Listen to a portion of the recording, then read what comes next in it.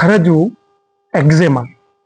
અર્થ ચામડીની એક તકલીફ જેમાં ખંજવાળ આવે. સામાન્ય રીતે તમે કોઈ પણ લુબ્રિકન્ટ લગાડો એટલે 50% ખંજવાળ તો ત્યાં આગળ ઓછી થઈ શકે છે.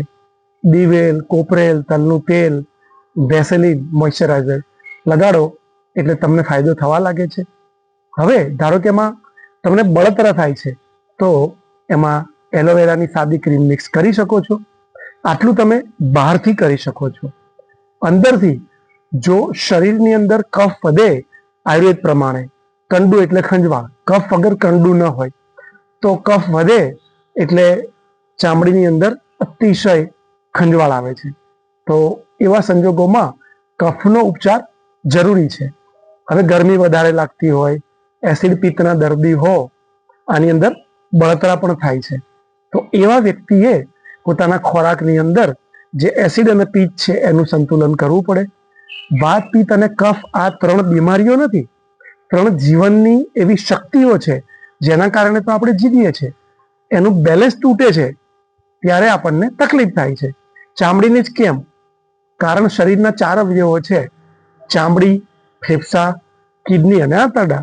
ચામડી જે પરસેવો કાઢે છે, પરસેવાની સાથે સાથે ખોરાકમાં ન પચેલી વસ્તુઓ પણ નીકળી શકે છે. હવે આની ઉપર લોડ વધારે પડે અથવા આ ઓર્ગન નબળું હોય તો ચામડીની તકલીફ થઈ શકે છે. બહારથી જે ઉપચાર બતાવ્યો એ બહારથી એને બેલેન્સ કરશે. અંદરથી જે બતાવું છું એ અંદરથી કરશે.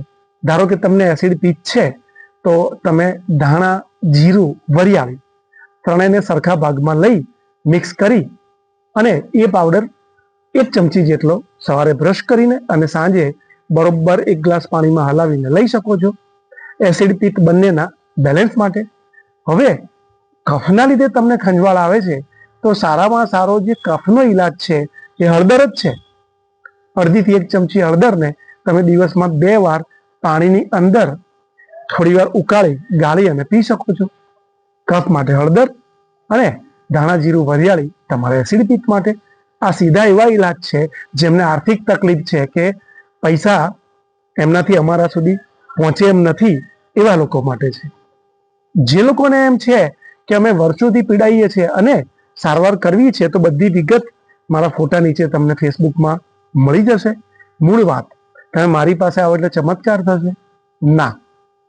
ખરજવું શબ્દ ભારેખમ છે પણ એનો અર્થ કેવો છે? એક્ઝેમા. એનું ટ્રાન્સલેશન છે ખંજવાળ આવે એવો ચામડીનો એક રોગ. ચામડીની તકલીફ કહું છું, રોગ નહીં. 100 કરતાં વધારે છે. અને ઘણી બધી વાર ચામડીના બહુ જ નિષ્ણાંત ડોક્ટર પણ ગોથા ખાઈ જાય છે. 2007ના દિવ્ય ભાસ્કરમાં મારા એક દર્દીને સાજા કરેલા શર્મિલાબેન સાગરા એનો ઇન્ટરવ્યુ આવેલો. એ જ ઇન્ટરવ્યુનો વિડીયો તમે મારા ફેસબુક, ઇન્સ્ટા અને યુટ્યુબ પરથી મેળવી શકો છો. 1-2 વર્ષ પહેલાનો છે. સારામાં સારા ડોક્ટર પહેલા લાઇકન પ્લેનસ કહ્યું, એની પહેલા કંઈક બીજું નામ આપ્યું, છેવટે ઓટોઇમ્યુન ડિઝીઝ જાહેર કર્યો, પણ ઈલાજ નથી અથવા તમે મરી પણ શકો છો, આવા જુદા જુદા સ્ટેટમેન્ટ આવતા રહ્યા. હવે મારી પાસે એક જ રસ્તો હતો, કડક રસ્તો, કે દર્દી જીવી જાય. તો તપ કરાવ્યું અને એમાંથી બહાર આવી ગયા. તપ, જ્યારે તપ શરૂ થાય ત્યારે એમાં તમારે ઇન્વોલ્વમેન્ટ કરવું પડે છે. અને અત્યારે સમય એવો થતો જાય છે કે તમારા બદલે બધા કામ મશીન કરી રહ્યું છે. મોબાઈલ નામનું મશીન તમારો નકશો શોધી રહ્યું છે. તમારું મગજ ક્યાંય કેલ્ક્યુલેટરમાં વપરાતું નથી. હાથ પગ ચલાવવાનું બંધ થઈ ગયું છે, વિચારવાનું ધીમું પડી ગયું છે. એટલે ખરજવું તો નાની વાત છે. કોઈ પણ બીમારીમાં મારા સુધી પહોંચ્યા પછી કે અન્ય સારવાર પછી પણ તમારું ઇન્વોલ્વમેન્ટ નહીં હોય અને તમે મહેનત નહીં કરો તો એ બીમારી મૂળમાંથી જવાના ચાન્સીસ સાવ ઓછા થઈ જશે.